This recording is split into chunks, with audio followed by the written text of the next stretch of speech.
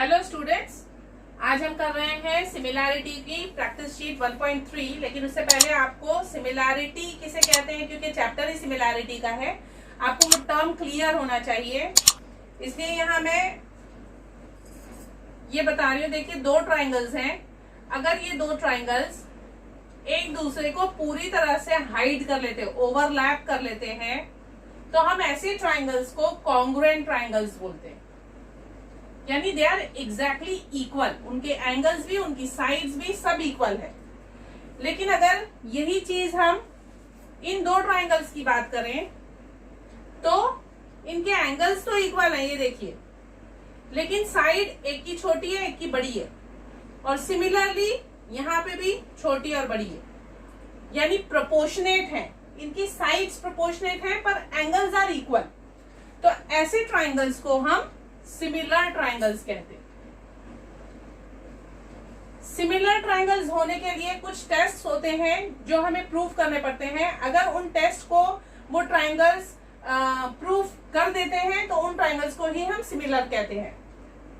उसमें सबसे पहला टेस्ट आता है triple A test. Angle angle angle, यानी दो ट्राइंगल्स जिनके तीनों एंगल्स इक्वल हैं।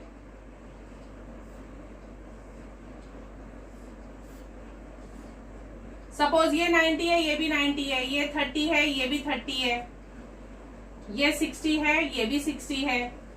तो ऐसे ट्राइंगल्स को हम ट्रिपल एंगल टेस्ट से कहेंगे कि सिमिलर है। उसी तरह से दूसरा टेस्ट है एंगल एंगल टेस्ट। अब एंगल एंगल क्यों? अगर मेरे पास सिर्फ दो मेजरमेंट्स हैं कि ये एंगल 90 90, ये 60 और ये 60, तो जाहिर बात है कि थर्ड एंगल भी इक्वल ही होगा, क्योंकि टोटल एडिशन ट्राइंगल का एंगल्स का एडिशन होता है 180 डिग्री। तो जब ये 90 और ये 60 है तो तीसरा एंगल 180 माइनस 150 होगा, दैट इज 30। सिमिलरली यहाँ भी वही होगा 30।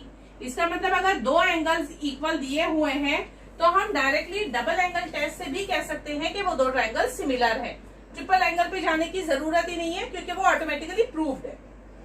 तीसरा ऐसे एस टेस्ट होता है, side angle side. Side angle side test क्या होता है? अगर आपके पास दो ट्राइंगल्स दिए हुए हैं,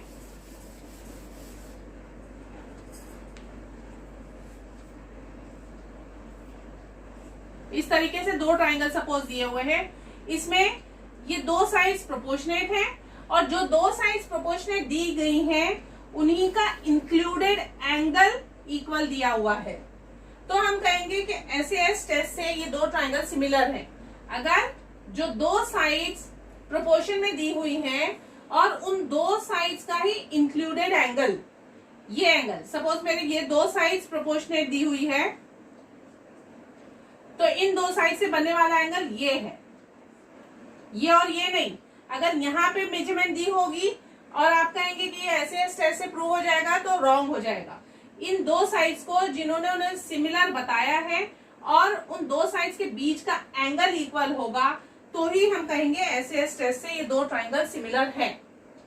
उसके बाद आता है ट्रिपल एस टेस्ट। इस टेस्ट में तीनों साइड्स प्रोपोर्शनेट दी जाती है,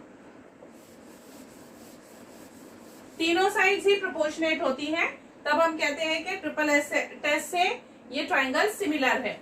फॉर एग्जाम्पल प्रैक्टिस शीट 1.3 में क्वेश्चन नंबर 2 में जो मेजरमेंट्स दी गई हैं वो एसएसएस टेस्ट से सिमिलैरिटी प्रूव करती हैं।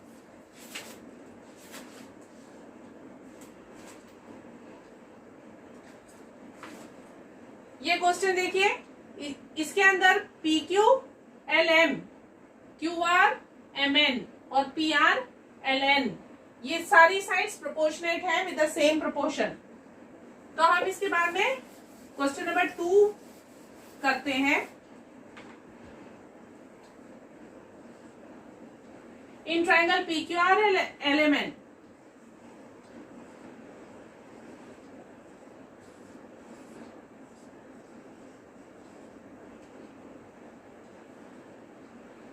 P Q upon L M, क्योंकि हमें प्रोपोर्शन बताना है इसीलिए मैं रेशो लिखूंगी P Q upon L M. P Q upon L M is equal to 6/3, that is equal to 3 1 जा 3 2 जा 2/1, फर्स्ट इक्वेशन। उसी तरह आइए PR/ln, PR/ln में 10/5 हो जाएगा, विच इज अगेन 2/1, और last QR/mn,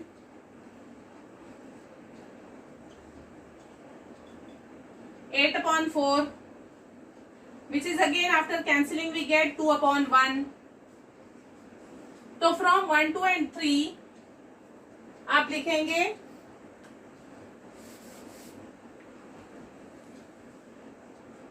from 1, 2 and 3 by SSS test. ये टेस्ट का ही नाम लिखना जरूरी है। ट्राइंगल PQR सिमिलर टू, ये सिमिलैरिटी की सिंबल है, ट्राइंगल LMN। ये हो गया हमारा आंसर क्वेश्चन नंबर 2 के लिए। इसके बाद हम करते हैं question number 1। Question number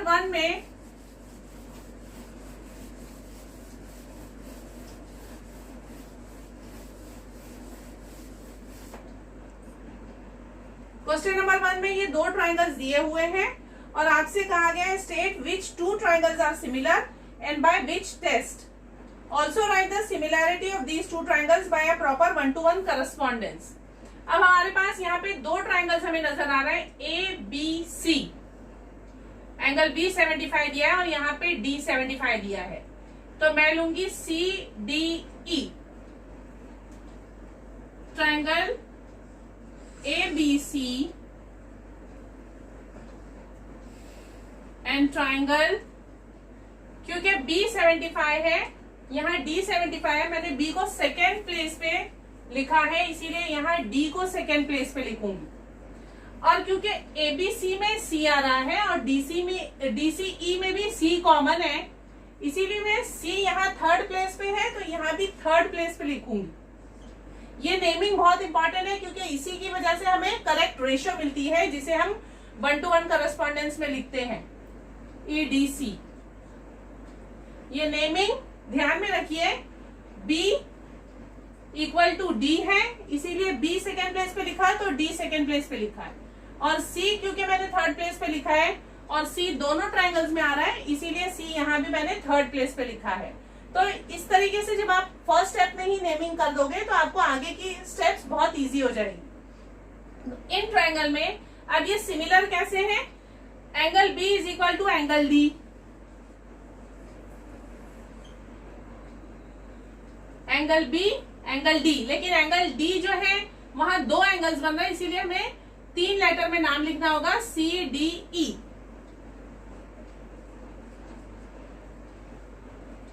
angle C equal to angle C जो कि कॉमन है, this is equal to 75 degree given. Geometry में आप याद रखिए कि रीजन जरूरी होता है जब कभी भी आप प्रूफ करोगे। C is equal to C common angle, therefore triangle ABC is similar to triangle EDC by angle test, double A test, जो अभी मैंने बताया। क्योंकि 2 एंगल्स इक्वल है, ये दोनों ट्राइंगल सिमिलर हो गए। अब इनकी 1-to-1 करस्पॉन्डेंस क्या होगी? 1-to-1 करस्पॉन्डेंस उसको कहते हैं कि कौन सा एंगल किसके इक्वल है। करस्पॉन्डेंस के लिए सिंबल होती है ये डबल एरो, और ABC करस्पॉन्ड्स टू EDC, इसका मतलब क्या होता है? Angle A is equal to angle E, angle B is equal to angle D, angle C is equal to angle C। 1-to-1 correspondence से हम ये समझ जाते हैं कि कौन सा एंगल किसके इक्वल है और कौन सी साइड्स प्रोपोर्शनेट हैं। साइड्स कैसे प्रोपोर्शनेट पता चलेगी? AB अपॉन यहां से ये दोनों ED इज इक्वल टू, अगर मैं ये 2 ले रही हूं BC तो यहां से लूंगी DC, BC upon DC is equal to, और अगर यहां से मैं फर्स्ट और थर्ड लूंगी AC, तो यहां से भी फर्स्ट और थर्ड लूंगी EC। तो नेमिंग जो है वो बहुत इंपॉर्टेंट है, तो ही आपको करेक्ट आंसर मिलेगा जब आपको प्रोपोर्शन निकालना होगा AC अपॉन EC। ये 1-to-1 करस्पॉन्डेंस से हमें इंफॉर्मेशन मिलती है। तो 1-to-1 करस्पॉन्डेंस हमारी क्या है, ABC corresponds to EDC first question के लिए।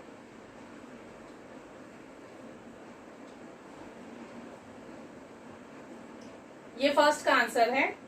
अब हम करते हैं क्वेश्चन नंबर 4।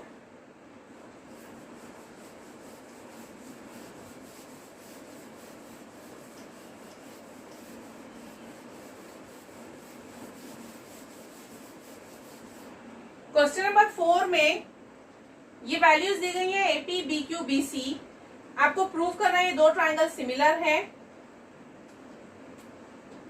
और AC की वैल्यू फाइंड आउट करनी है। AC is equal to what. सबसे पहले हम प्रूव करेंगे कि दो ट्राइंगल्स सिमिलर हैं। अब इन दो ट्राइंगल्स को पहले मैं सेपरेट फिगर बनाती हूँ। जैसे मैंने लास्ट एक्सरसाइज में भी आप लोगों से कहा था कि अगर ट्राइंगल्स अलग अलग मिक्स में आपको समझ में नहीं आया तो सेपरेट फिगर बनाइए। तो मैं बनाऊंगी CPA, जो इस तरीके से है CPA, जिसमें P 90 डिग्री है। उसी तरह CQB जो ऐसे जा रहा है,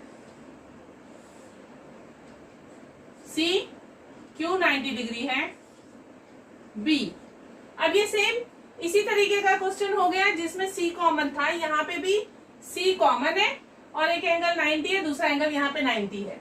तो इसी वजह से ये दोनों ट्राइंगल्स भी एंगल टेस्ट की वजह से सिमिलर हो जाएंगे। प्रूफ में हम सेम स्टेटमेंट लिखेंगे। सबसे पहले ट्राइंगल के नाम, in triangle CPA and triangle, क्योंकि मैंने CPA लिखा है, C के साथ C ही लिखूंगी और P के साथ Q आएगा, फिर बच गया B, तो B आएगा। ये हो गया आपका 1-to-1 करस्पॉन्डेंस के साथ नाम। अब इन दोनों ट्राइंगल्स में फिर से हम वही स्टेटमेंट्स लिखेंगे। Angle C is equal to angle C because they are common angles.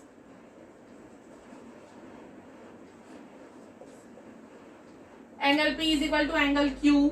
अब क्योंकि यहाँ पे आप देख रहे हैं कि P और Q पे दो दो एंगल्स बन रहे हैं, एक इस साइड एक इस साइड, तो आप प्रिफर करिए 3 लेटर्स में नाम लिखने के लिए। तो P का नाम हो जाएगा APC, ताकि आपके मार्क्स ना कटे। Angle APC is equal to angle BQC। और इसका रीजन रहेगा each is 90 degree. Therefore, triangle CPA similar to CQB angle test। ये प्रूफ हो गया। अब हमें AC निकालना है, तो इसके लिए हमें पहले प्रोपोर्शन लिखना पड़ेगा कि साइड्स किस प्रोपोर्शन में है। तो साइड के नाम अभी मैंने बताया आपको। अगर ये फर्स्ट 2 अल्फाबेट्स लेंगे तो यहाँ के 2 अल्फाबेट्स लीजिए। तो हमारी साइड्स का प्रोपोर्शन क्या होगा, ratio CP upon CQ is equal to PA upon QB is equal to CA upon CB। CA जो कि AC है, इसलिए मैं AC लिख रही हूं, AC upon BC।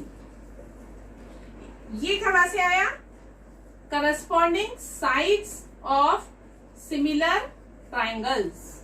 Corresponding sides of similar triangles, ये इसका रीजन है। अब हम वैल्यूज डालेंगे। AP 7 है, यहां पर AP 7 है, BQ 8 है,